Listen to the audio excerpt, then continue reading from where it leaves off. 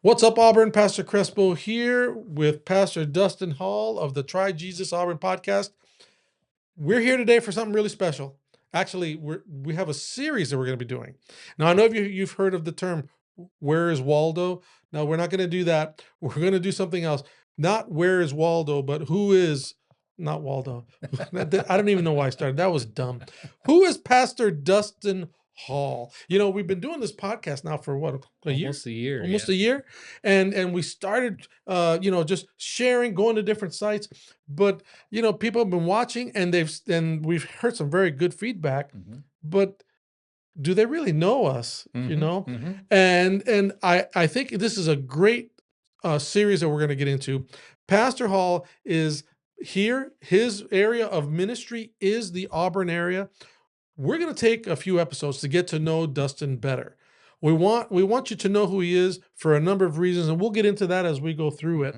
But I hope, I pray, I know that as you hear some of his story, that you might say, you know what, I want to know more about him, or you know what, I don't think Dustin is telling his story. I think Dustin is telling my story because we have, you'll find we have a lot in common. So before we do that, Dustin, I need to make sure I want to plug the website, tryjesusauburn.com. So whatever we're going to talk about today, if you have more questions, if you find that you resonate with what you hear, if you want a digital pastoral visit, prayer requests, right? We're still giving out things on the website as well. So tryjesusauburn.com. We communicate with you here, and you can communicate with us through the website. So how you doing, Dustin? I'm good. I'm phasing out the beard. You're phasing out the beard? Yeah. But you're okay. Well, it looks good like that. So when I lived in Minnesota, I started growing a beard every winter because it's freezing there. And I had made a deal with my wife, and she said, you can grow a beard, but every spring you have to cut it off. Is that right? Yeah. Now to this day, she'll say, oh, no, I never said that. But she always drops these hints like, oh, it's starting to get warmer out, or, little hints. So it's time. So I'm phasing it out. Well, I don't necessarily have that problem. I can grow a beard. Well, I don't know if I wouldn't call it a beard. I can grow facial hair. And if I was stranded on a desert island for about a year and a half, then by the time you came, oh, that's a nice beard. But other than that, it just doesn't work. I can do the goatee thing, but that's it. Well, we're here today. We Dustin, we want to know you better. I think as we get further into the podcast and people watch, there is a level of comfort, trust that they have. But I think it would be neat to get to know you. What picture do people really have of who pastors are? They think that on the one hand, they hear maybe some really, really negative story. But on the other hand, when you find somebody you trust, sometimes you think, well, they've had a good life. They've never had problems, or you were born a pastor with a Bible in one hand and a hymnal in the other. You get it all figured out because you're a pastor. That's right. So talk to us a bit, Dustin. What of course. Well, I don't want to get ahead of you. Who is Dustin Hall? When was the first time that you heard God speak? Yeah, so that's a powerful story. So I grew up down in Corning, New York, a couple hours from here, and my family still lives there to this day. My dad was a building maintenance mechanic, and essentially he was a maintenance supervisor for a BOCES campus. And so I spent my summers working for him, doing all kinds of stuff, painting walls and weed whacking and mowing and painting roof units on top of big buildings in the sweltering heat. The son of a Marine. Yeah, the son of a Marine. Yeah, my dad's a Marine. And hardworking, Semper Fi definitely describes my father. Always faithful. He was a faithful guy to my mom, faithful guy to God. Just faithfulness describes him. He looks like I would call him cool breeze because he looks calm, but it's like don't push it. I'm sorry, that's the vibe. No, he's gotten hello. He's gotten calmer as the years have gone on. I will say that. Nice to meet you. But and my mom, loving lady, works hard, loves her family, loves her grandkids, would do just about anything in order to make us happy and keep us comfortable. So, I grew up in Corning, and I guess the first time I knew God was real, I was about 8 years old, I think, and something was off in our home. As a kid, you don't know all the things that are going on exactly, but you can tell when something's not quite right. Yeah. And my mom had to leave her job for reasons I hadn't figured out, I didn't know. So I knew there was something off there. And she was kind of gone on a regular basis. And I didn't know why. It was a little strange. And I could tell my dad was kind of tense and worried about something. And then one night, they came home. My mom came home. My dad was with me. My mom came home. I can remember to this day sitting in the window. It was getting late, wondering where she was. Mm-hmm. Then all of a sudden I can just see it, her headlights turning into the driveway of our house. And they went immediately to another room and were talking. And this is weird. Something's not right. Kids pick up on that stuff, man. I did. Yeah. And so they came out and they said, "Get your coat and your shoes on. We need to go somewhere." Thinking, this is really weird because it feels late. I don't know how late. So they didn't tell you where you were going? No, they didn't tell me where we were going. And so we went to downtown Corning into an upstairs doctor's office right there on Market Street in Corning. Mm-hmm. And again, I still don't know what's going on. And I sit down and we're in a waiting room at the doctor, and they go right into the office and the doctor closes the door.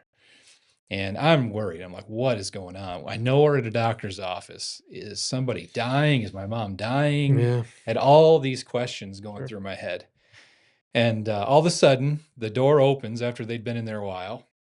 And the doctor peeks his bald head out the door and he says, "Okay, Dustin, will you come in and join us?"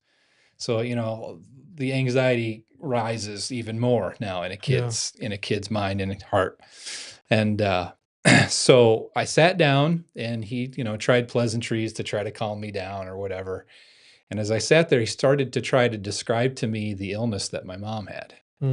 And I didn't know what he was talking about. He's trying to bring it down into my terms, but I didn't know.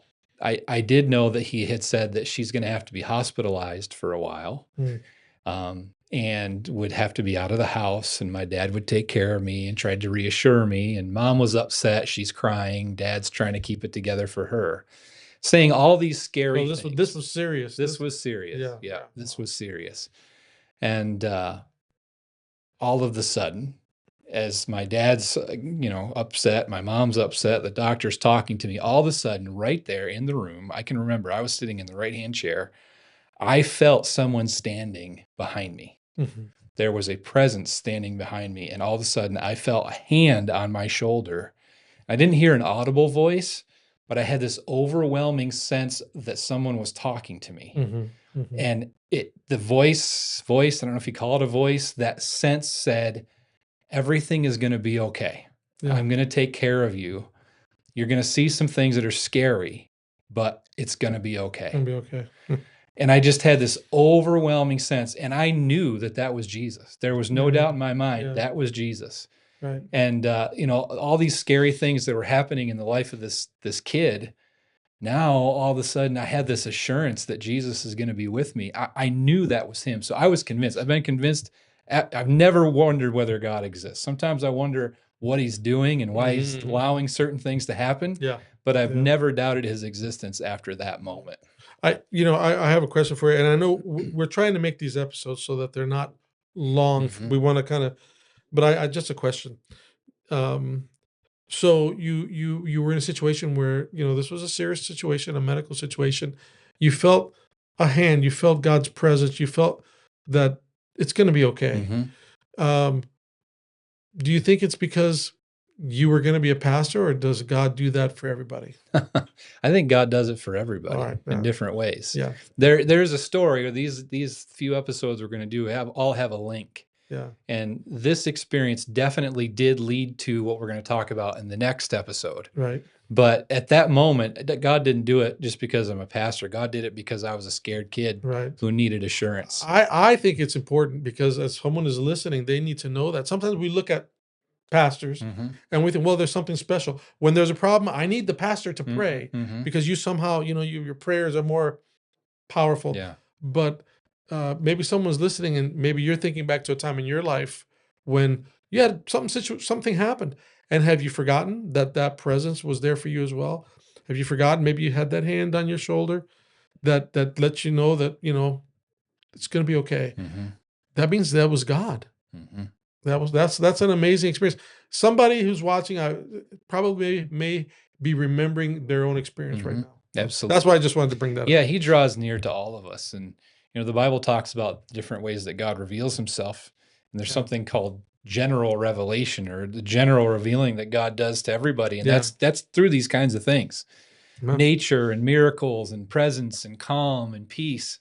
And I think the reason, though, that recognized who it was because I grew up in a Christian home. Right. I knew how to recognize Jesus because I knew who Jesus was. Yeah.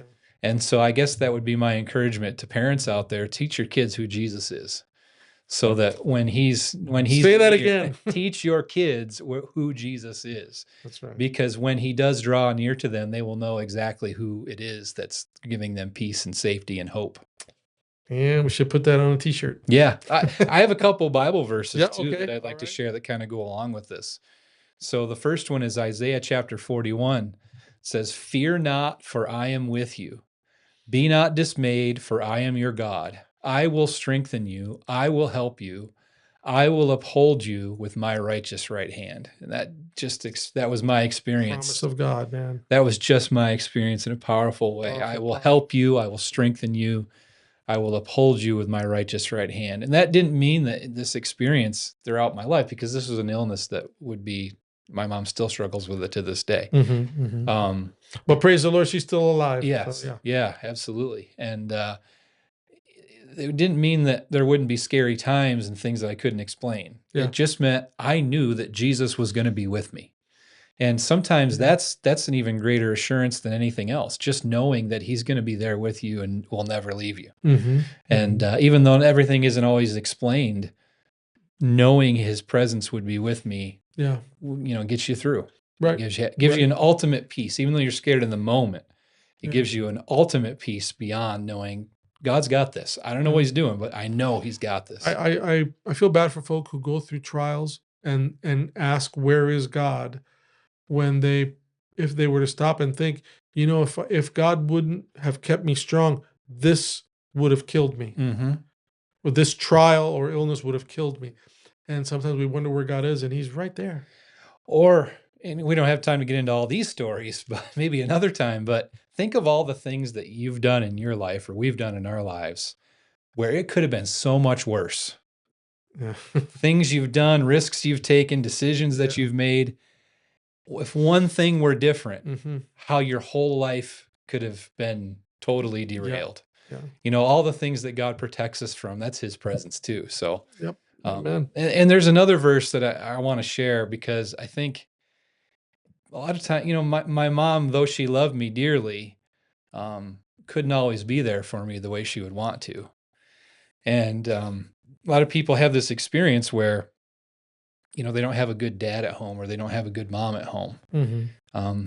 For me, God in many ways was a comforter, like a mother wants to comfort her children.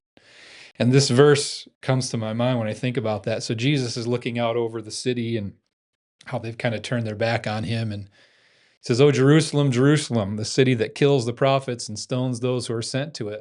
And this is the part that comes to my mind. "How often would I have gathered your children together as a hen gathers her brood under her wings." And that was my experience as a child with God. My dad was a good dad. He was a faithful dad. And my mom was a loving mom. But I didn't have that comforting presence because mom was sick many times. And God served in many ways as my mother. He mothered me through my formative years in many ways, because my mom couldn't. And so I think, I want to encourage people, God will be exactly what you need and who you need him to be Mhm. And if you don't have a good dad, let God be your dad. If Yeah. you don't have a good mom, let God be your mom, and He will. He'll fill those gaps in our lives. That is powerful. Look, we're beginning a series. Who is Pastor Dustin Hall? And hopefully, as you hear some of his story, it'll connect with maybe some of your story. The same God that was with him as a little boy that needed to bring him comfort. He didn't even at the time. You probably you didn't understand everything, but you know enough to know that God cares about you. That's powerful. Mhm. And as God cares about him, I know He cares about me, and I know He cares about you. So stick around.